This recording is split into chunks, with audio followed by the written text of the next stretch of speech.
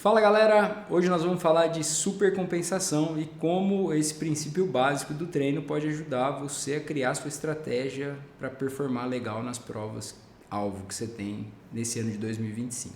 Quer entender mais? Fica aqui comigo, eu sou o Vini e aqui no canal eu te ajudo a treinar consciência. Então, gente, começo de ano é uma época boa para pensar na base, mas não só na base, que essa base é uma base para alguma coisa, né? Então a gente quer ter um ganho de performance, provavelmente em alguma prova-alvo que você quer performar melhor. Esse é a primeira diferença que eu acho que tem do atleta que só treina por treinar e quem realmente está querendo ter performance. Se você quer ter performance, tem que existir uma sistematização e uma periodização de treino pensando nos pontos, nas épocas que você quer ter performance, tá? E nesse quesito a gente começa a trabalhar com o princípio básico da supercompensação. O que é isso? É que, né, às vezes a gente vê o atleta pensar muito no treino. Então a pessoa pensa que tem que treinar cada vez mais intenso, não pode perder treino e esquece que o treino é só uma parte da equação. Então o treino é um estímulo, a gente vai fazer um estímulo, a gente está aqui na nossa linha de base, você vai fazer um estímulo, vai ter uma perda de performance, uma fadiga aguda, depois seu corpo começa a se recuperar. E durante esse treino você iniciou uma cascata de sinalização por várias moléculas que vão solicitar do corpo, vão levar o corpo a criar adaptações. E como a fisiologia é esperta, a gente vai se adaptar um pouquinho além da linha de base que a gente estava. Isso é a supercompensação, quer dizer que depois que você fez o estímulo e se recuperou, você não está mais no mesmo ponto, e sim você está num ponto acima, você está mais preparado para aquele novo estímulo. E ele fez isso porque ele sabe que você é um louco, que você vai querer treinar mais, e ele falou, já vou estar preparado para esse novo tiro aí, esse novo treino, tá? Uma coisa importante aqui existe o princípio da reversibilidade. Se você não treinar, essa supercompensação vai ser perdida e aí você volta para o basal ali, tá? A gente vê bastante isso em atletas de fim de semana. O weekend warrior, aqui no nosso país, principalmente jogador de bola, que só joga bola no fim de semana e tal. Essa pessoa nunca tem um ganho de performance realmente. Então, ela faz o treino, super compensa durante a semana, mas não tem outro estímulo e aí você perde o estímulo quando você volta lá. Basicamente, você estava meio que parecido com o que você está. Então, pensando em ganho de performance, essa pessoa não vai ter performance, tá? Apesar disso, quebrando um mito aí que existe, que essa pessoa é a que morre no fim de semana, o weekend warrior, o jogador de fim de semana é o que vai infartar e tal. Isso não é verdade, tá? Tem trabalho mostrando que existe um ganho de saúde e ele tem uma mortalidade reduzida em relação ao sedentário. Então, ser sedentário é sempre o pior de todos, tá? Acho que só por essa informação já vale um joinha aí, dá um like aí no canal da gente. Beleza. Além disso, a gente tem o princípio da sobrecarga progressiva. Então, o que quer dizer isso? Se você fizer sempre o mesmo estímulo de treino, você também não vai ter mais adaptação, porque seu corpo vai supercompensando até um ponto que aquele estímulo não é mais um estresse que vai levar a adaptações. Então, seu corpo fala, já isso aqui eu já estou acostumado, me acomodei, e você fica sempre no mesmo basal ali, tá? Isso a gente acaba vendo com pessoas que têm um trabalho que demanda da parte física.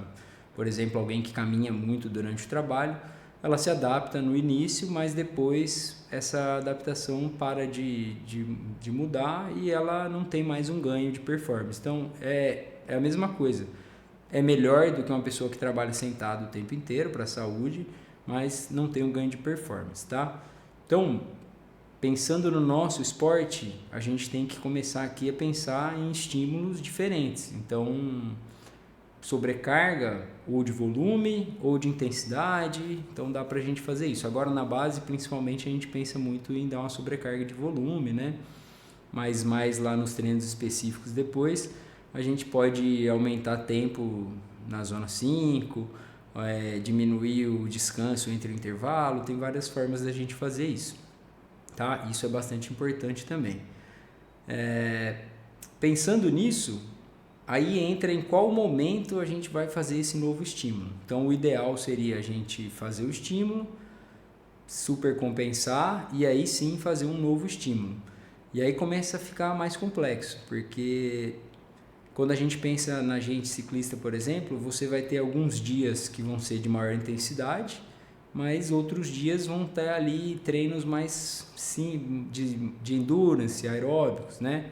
Então, e aí começa a complexidade do negócio, por isso que eu acho que é bem legal você ter um bom profissional, um bom treinador trabalhando com você, porque é um pouco arte isso aí também, saber encaixar tudo isso e fazer com que um treino de endurance, por exemplo, não piore muito o tempo de recuperação de um treino intervalado.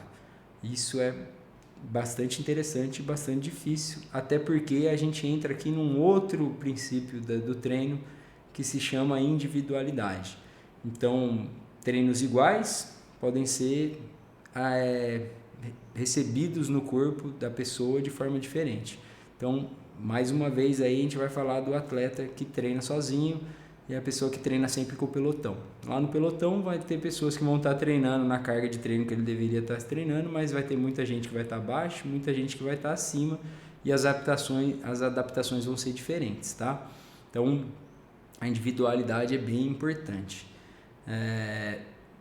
Então, na hora que o treinador ou até você mesmo, se você cria seu treino, vai começar a montar esse quebra-cabeça complexo, a gente tem que criar estratégias focando em ter um estímulo adequado, com uma fadiga que você tenha tempo para se recuperar. Então vai ser sempre esse equilíbrio entre estresse e que gera fadiga mais recuperação, tá?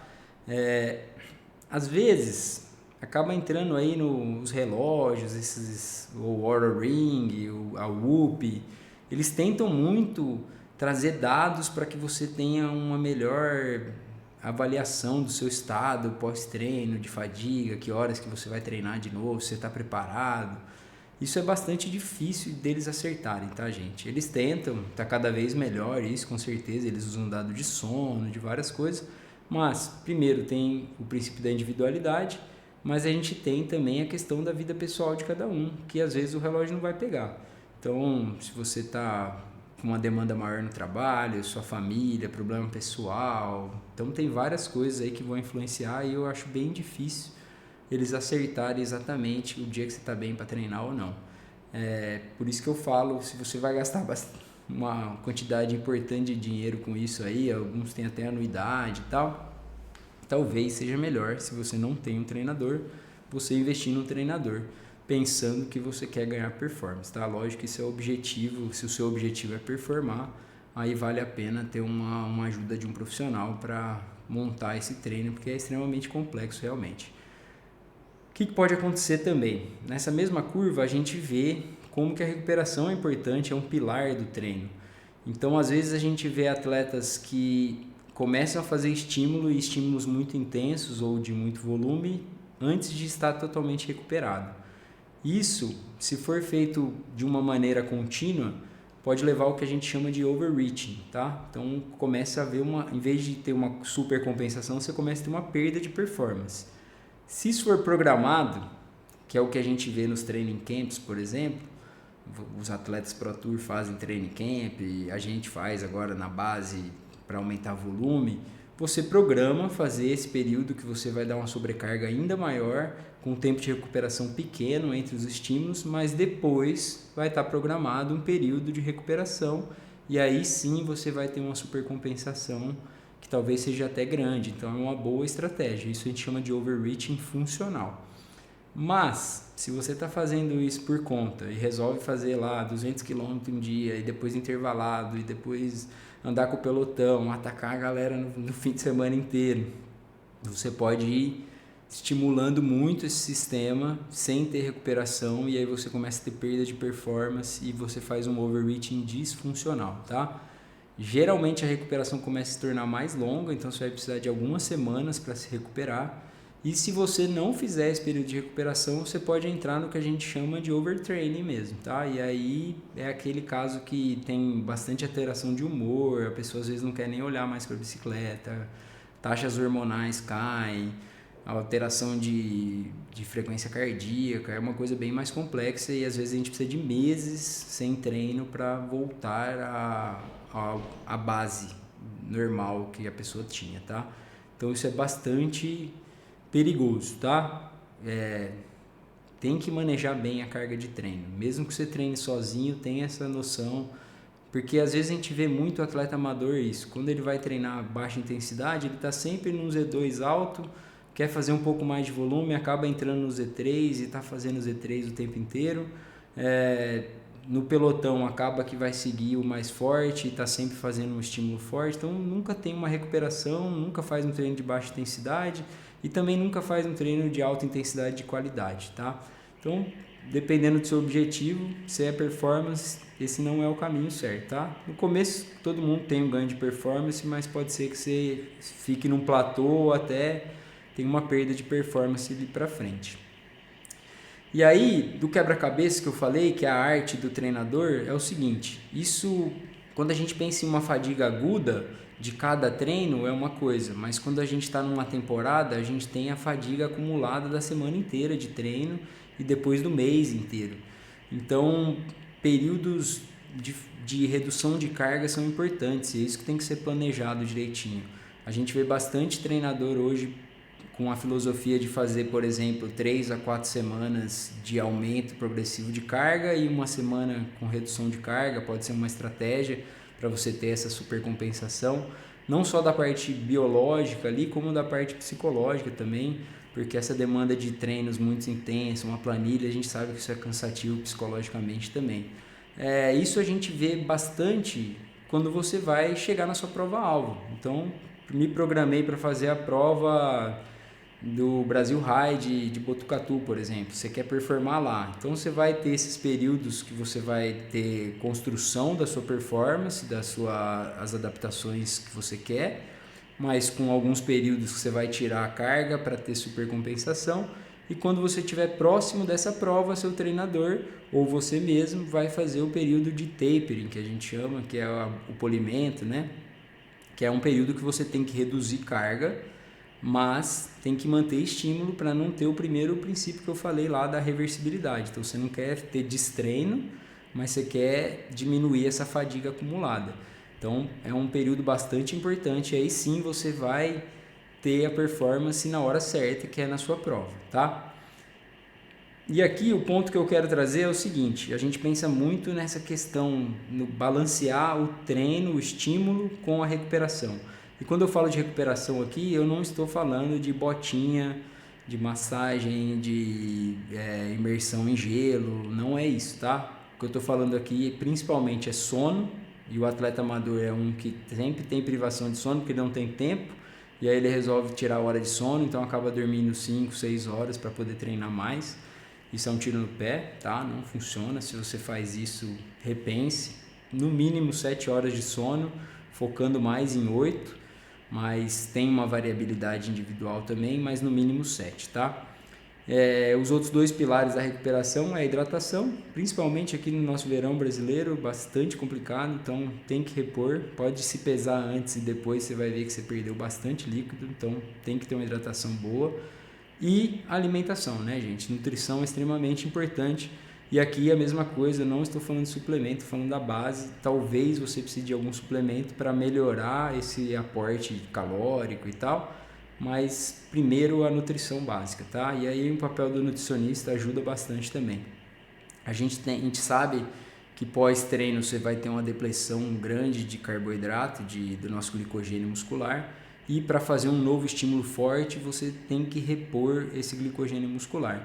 Então a gente fala da janela de oportunidade, ali as primeiras horas pós-treino são bastante importantes para você repor esse carboidrato e estar numa super compensação, principalmente desse ponto aí, mas de todos os pontos, para você poder performar melhor no seu treino e você ter um ganho de performance, tá? Então essa é a parte que eu falei. Se você tem tempo e aí você tem dinheiro e tal para ter essas coisas, você tem a botinha, não tem problema nenhum, tá tudo certo, mas cuidado.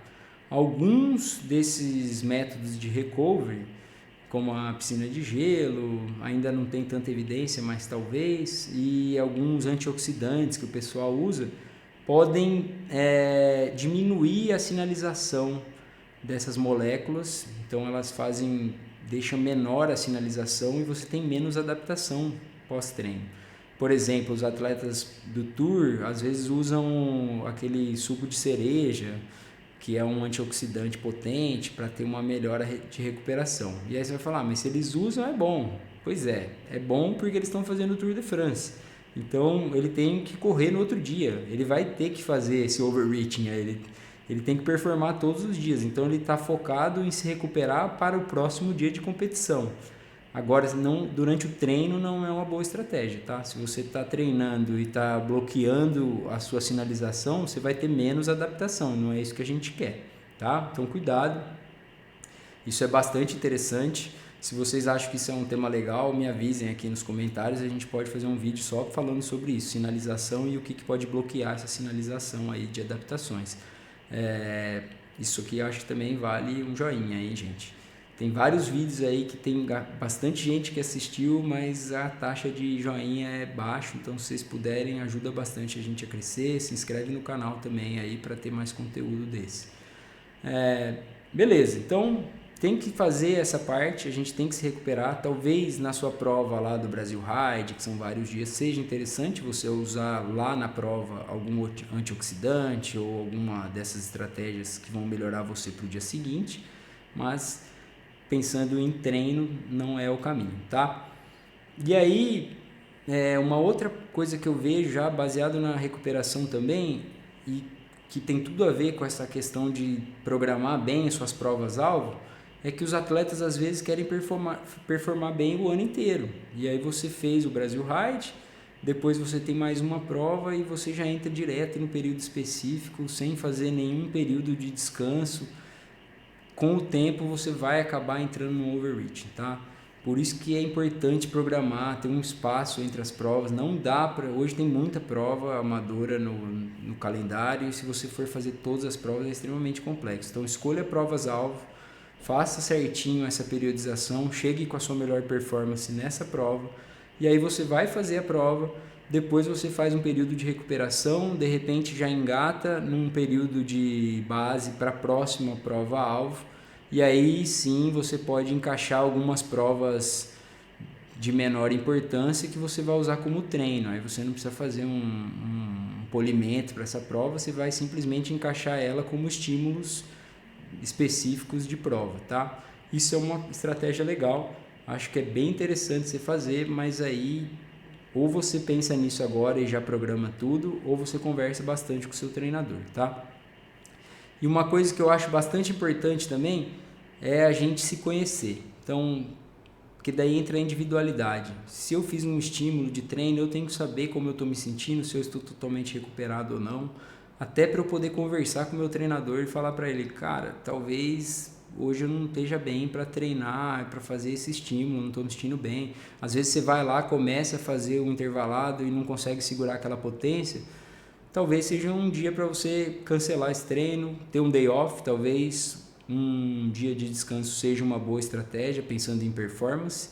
Talvez um easy ride ali, você vai fazer um endurance, um recovery ride, então tem várias maneiras de você trabalhar. A única coisa que eu estou falando aqui, que é o principal, é que nem sempre treinar mais é o melhor para a sua performance, tá? Se conheça, tenha um treinador parceiro que vai conversar com você, vai pegar seu feedback e vai conseguir ajustar isso, talvez no mínimo semanalmente, mas talvez até naquela sessão próxima que você tem.